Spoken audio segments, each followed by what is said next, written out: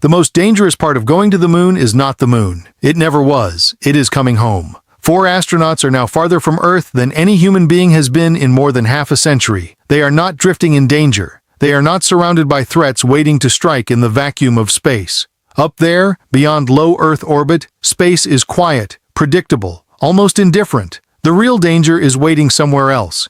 It is waiting at the edge, at the moment when they return. Because in the entire history of human spaceflight, something uncomfortable is true. No astronaut has ever died in the emptiness of space itself. Not one. Every loss, every name carved into memorial walls, every tragedy NASA carries forward happened in transition, either during launch or during re-entry. 0 deaths in space, 17 deaths at the boundary. That is not random. That is a pattern. And that pattern points to something we do not like to say out loud.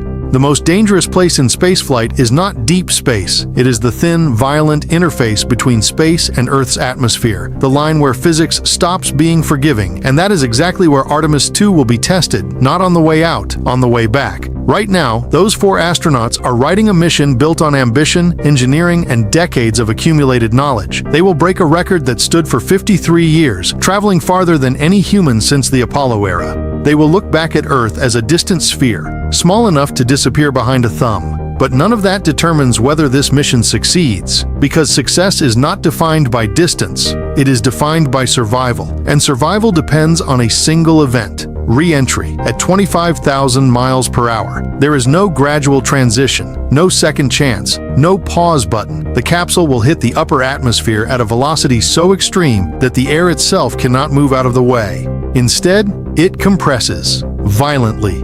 Air molecules slam together, energy spikes, electrons are stripped away, and the atmosphere transforms into plasma. Not fire in the way we understand it. Something far more extreme.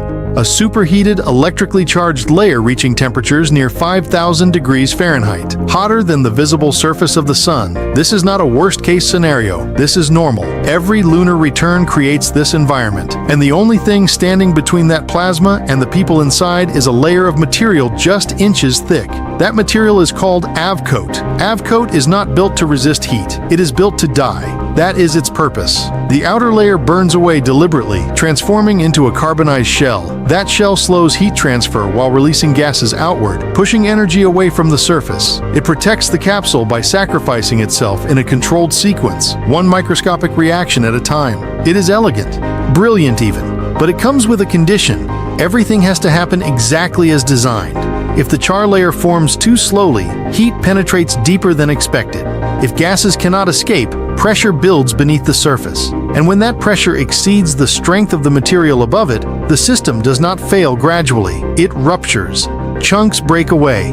And that is not theoretical. That already happened. When Artemis I returned to Earth in 2022, engineers expected a clean, predictable ablation pattern across the heat shield. That is not what they found.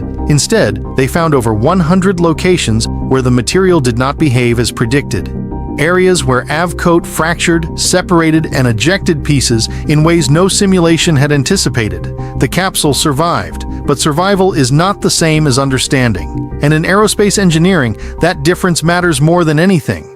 Because a system that survives while behaving unpredictably is not a solved problem. It is a warning. The unsettling part is not just that something went wrong, it is where it went wrong. Not at peak heat, not in the extreme conditions engineers spent decades preparing for, but in the middle, in the transition zone, a range where the material was hot enough to begin reacting but not hot enough to stabilize the process, a zone where chemistry, pressure, and structure were all partially active but not fully coordinated. That is the hardest environment to simulate, because it does not look dangerous. Testing facilities are built to recreate extremes, maximum heat, maximum stress, clear conditions where systems either hold or fail. But reality does not always operate at the extremes. Sometimes it breaks you in the middle. And that is exactly where Artemis I revealed a gap between simulation and reality. NASA had a choice. Stop the program, redesign the heat shield, delay everything for years, spend billions more and still face uncertainty. Or move forward. They chose to move forward, but not blindly. Instead of redesigning the material, they changed the trajectory. They removed the skip re-entry profile that caused prolonged exposure to the unstable thermal zone. In its place, they designed a steeper, more direct descent. a path that pushes the capsule quickly through the dangerous middle and into the fully active high-heat regime where AVCOAT behaves more predictably. On paper, the logic is sound. Avoid the unstable zone. Stay where the material works best. But there is a cost. Higher peak heating, faster energy transfer, a more intense environment. The risk was not eliminated, it was moved. And here is the part that matters most. That new trajectory has never been flown. Not once. Not in testing, not without a crew. The first full-scale validation of this approach will happen in real time, with 4 people inside the capsule. That is the reality behind the headlines. The astronauts know this. They were not shielded from it. They read the reports. They studied the data. They were briefed on every anomaly, every uncertainty, every unresolved question. They knew the heat shield behaved in unexpected ways. They knew the fix had not been tested in full conditions. They knew the system they were trusting had not yet proven itself completely. And they said yes, that is not ignorance. That is not blind trust. That is deliberate courage, the kind that comes after understanding. But courage does not solve engineering problems. It does not reduce uncertainty. It does not change physics. It exists in a separate domain entirely. And that distinction matters. Because while the crew accepts the risk, the system still has to perform. When Orion begins re-entry, there will be a moment when communication disappears. The plasma sheath surrounding the capsule will block all radio signals. Mission control will lose contact. No telemetry, no voice, nothing. For approximately 4 minutes, the spacecraft will be completely isolated. During those 4 minutes, everything that has been modeled, tested, debated, and decided will resolve into one outcome. The heat shield works, or it doesn't. There is no intervention, no correction, no external help, only physics. Inside mission control, hundreds of engineers will sit in silence, watching clocks tick forward. They will follow procedures. They will monitor what little data remains available. But the most important system on the spacecraft will be invisible to them: the heat shield. They cannot see it. They cannot measure it. They cannot influence it. They can only wait. Inside the capsule, the experience is different. The crew feels the deceleration building, the force pressing them into their seats, the structure of the vehicle carrying heat inward from the outside. They know what is happening. They know what this phase means. And they know there is nothing they can do to change it. This is not panic. This is awareness, a sustained, controlled recognition that the outcome is now outside their control. If everything works, the signal returns, telemetry resumes, systems check out, a voice comes through, and the mission becomes a success. History is written. The risk fades into the background. The anomaly becomes a footnote, not because it did not matter, but because the outcome was favorable. If it does not work, the story changes instantly. There is no partial failure at Mach 32, no recovery scenario, no second chance. At those speeds, a breakdown in thermal protection is catastrophic, immediate, irreversible. And the question that follows will not just be what failed. It will be why the mission flew before the uncertainty was fully resolved. That is the deeper layer of this story, not just engineering, decision-making. Because large systems do not operate in isolation. They exist under pressure. Budget pressure, schedule pressure, political pressure. The Artemis program has already cost tens of billions of dollars. It is years behind schedule. Every delay carries consequences. And in that environment, decisions are not made in a vacuum. They are made by humans, careful, intelligent, experienced humans, but still humans. And when evidence and pressure point in different directions, the line between acceptable risk and necessary risk becomes harder to define. There is a concept called normalization of deviance. It describes how systems gradually accept anomalies as normal when those anomalies do not immediately lead to failure.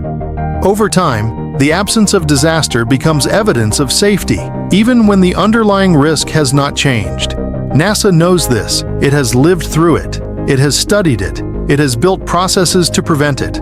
But knowing something exists does not make you immune to it. And that is why Artemis II matters. Not just because of where it goes, but because of what it tests. It is testing a material under conditions that cannot be fully replicated on Earth. It is testing a trajectory that has never been flown. It is testing a decision made under real-world constraints. The data it returns will be invaluable. It will shape Artemis III. It will influence future missions. It will become part of the foundation for everything that comes next. Because exploration has always worked this way. You move forward, you accept uncertainty, and you learn from what happens. But the cost is real. It always has been, and it always will be. The question is not whether risk exists. The question is how honestly it is understood. and whether the boundary between what is known and what is not is acknowledged clearly enough to matter. Right now, that boundary is being crossed, not in theory, not in simulation, in reality. 4 people are inside a capsule, protected by a material that has already surprised the people who built it. They are moving toward a moment where everything depends on that material behaving exactly as expected. They know it, they accepted it, and they went anyway. That is the story. Not perfection, not certainty, but a species that reaches the edge of its knowledge and steps forward anyway.